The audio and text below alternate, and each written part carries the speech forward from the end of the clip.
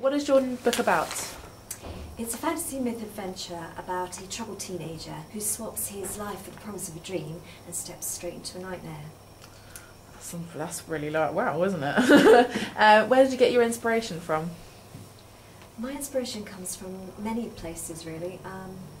One is that I'm all for having a dream and going for it. Yeah. But the other inspiration really was, I noticed many years, well not many years ago, but several years ago, that my daughter wasn't really a reader, and that nor were her friends, and they'd gravitate to a computer game or a film, but not a book.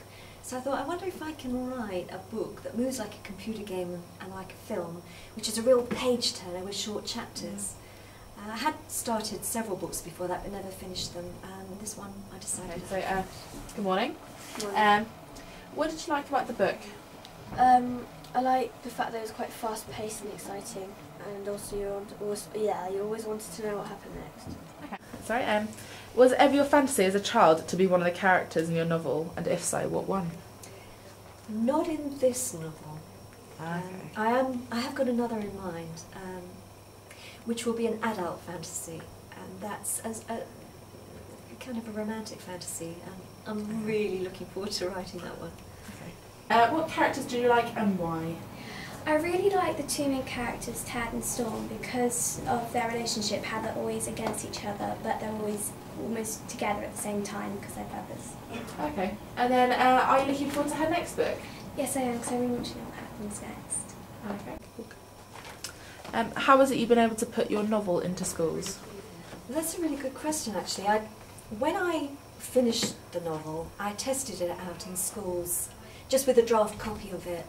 And the kids were excited, but the teachers were equally excited, particularly one who's called Mrs. Cooper. And she thought that it would make a really good class reader with a workbook that would be dedicated to reading and writing exercises, and for the state schools, a Key Stage 3 option.